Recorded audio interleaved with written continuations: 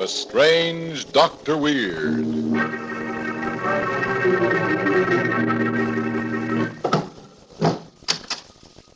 Good evening. Come in, won't you? Why, what's the matter? Your hand is shaking. Surely you're not afraid of me. Perhaps it would steady you to hear a little story that was just told to me. The story of a strange ship that sails the seven seas with no crew save death, and no passengers except the dead. I call the story The Ghost Ship.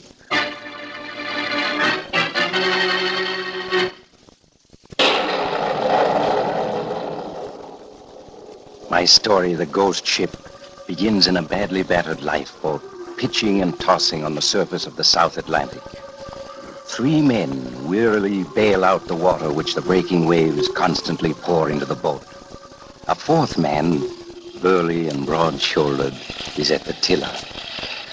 All right, bailer, men, bailer. The water's gaining on us. What's the use of bailing?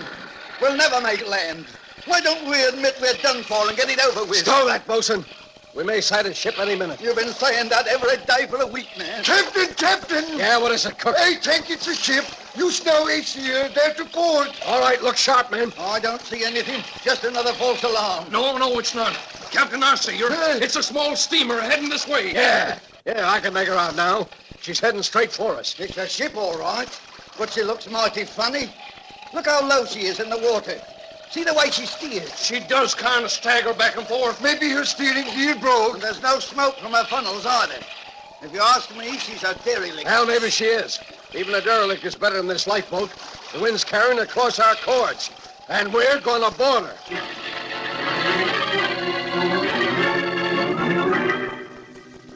Half an hour later, the lifeboat rubbed against the side of the strange ship. The 4 hungry, weary men clambered aboard her and found themselves greeted only by the uncanny silence of a deserted ship. See? What'd I tell you? This here's a derelict, a bloomin' derelict. Yeah, she's a derelict, all right. Look at her ironwork covered with rust. I'd say she's been drifting about for a good many months. Suppose there be no grub or water aboard her. That's what worries me. Now, that's what we're going to find out right now. Cook and I'll search the starboard side of the ship. You other two search the port side. Look lively now. We'll meet in the chart room in 30 minutes.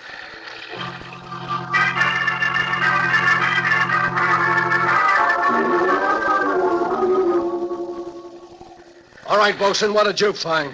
We didn't find nothing. Not a single solitary thing. That's all right, Captain. Of course, we're so low in the water that all the holes in the cabins below deck are half flooded. But we searched everything else, and we didn't find a thing. Well, Cook and I had better luck. We found the galley dry and plenty of canned grub in it.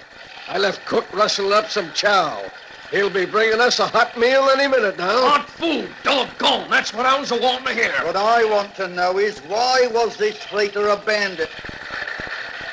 It's it.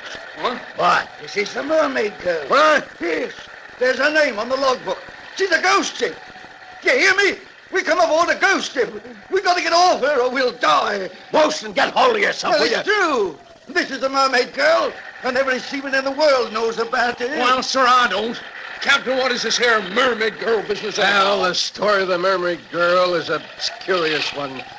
2 years ago, she had her hull stove in a hurricane, but she's loaded with lumber and cork, which is why she never sunk. Well, the first night out after the storm, one of the crew disappeared. The next night, 2 more men went, and 2 more the night after. I'm telling this, Bosun. It's true, every word of it. It's true the men disappeared. Rest of the crew mutinied and abandoned ship. Only one lifeboat with 5 men in it ever made port. They're the ones who spread the story. And ever since then, the Mermaid Girl's been drifting. A ghost ship with death at the helm.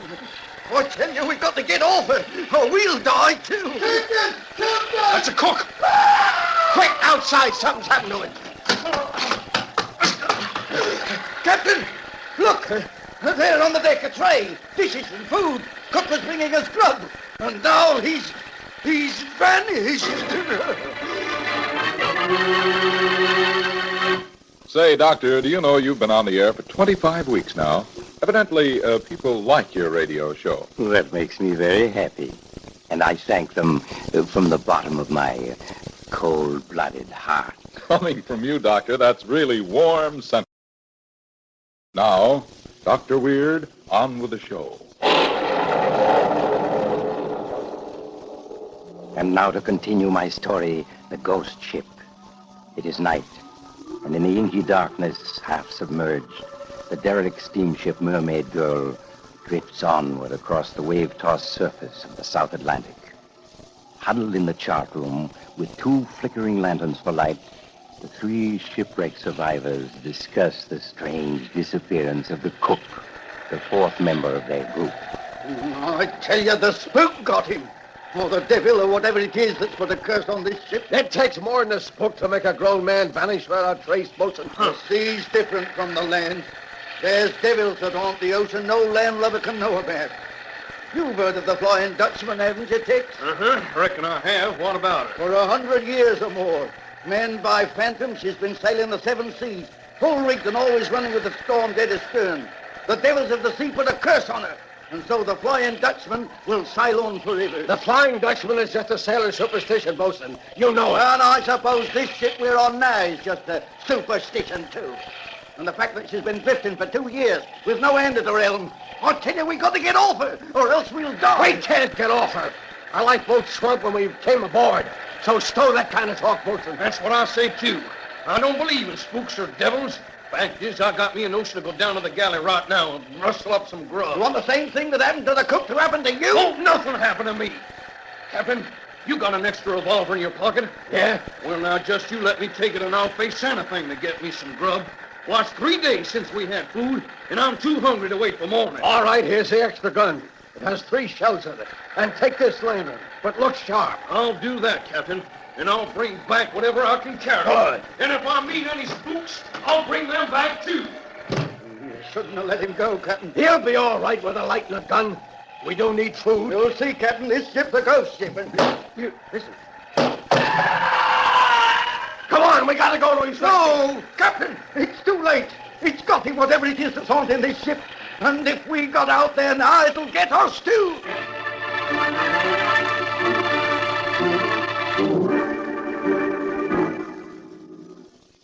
All night, the 2 men huddled in the chart room, the doors bolted, the memory of Tex's screams ringing in their ears.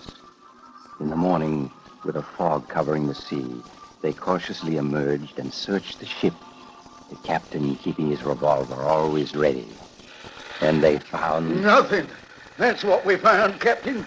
Nothing but a smashed lantern and the empty gun line on the deck where Tex has dropped them. Well, frankly, I think Tex and the cook went out of their heads and jumped overboard. There's absolutely nothing on this ship that could have harmed them. But there is. Only it's something you can't see unless it wants you to see it. Ah, that's ridiculous. Bosun, listen to me. I tell you... Wait. What is it? Listen. What is it, Sharp? It's a foghorn. It's a steamship someplace in the fog, off the starboard of us. Head in this lane. But you'll never see us.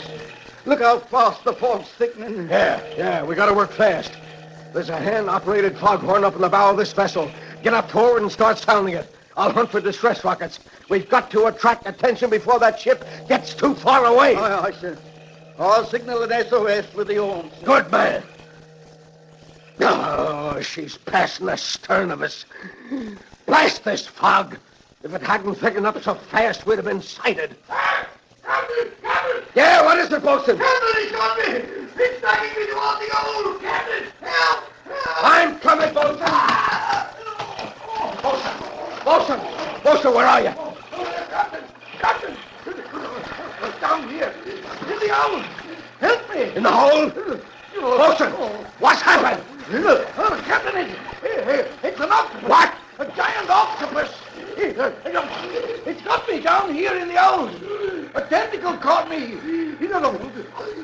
Pull me in! An octopus, so that's it. That's the devil that's been haunting this ship. I can see it, Bosun. Just under the water. I'm going to try and shoot it. All right, devil, take that. And that. And that. It's pulling me under! It's Ah, my gun's empty. I've got a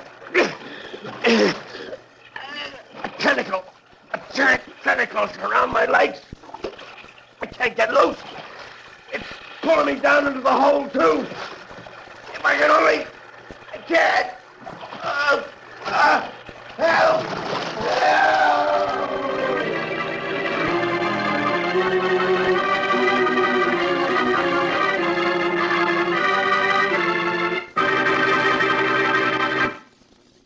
No wonder the shipwrecked sailors who boarded the mermaid girl could find nothing. The devil who haunted her was an underwater devil whose presence they couldn't guess. And so the mermaid girl still drifts on across the seven seas, with death in the shape of a giant octopus, her captain, and dead men, her only crew. Perhaps someday... Oh, you have to go now. I do hope you'll drop in again soon. Just look for the house on the other side of the cemetery. The house of Dr. Weir.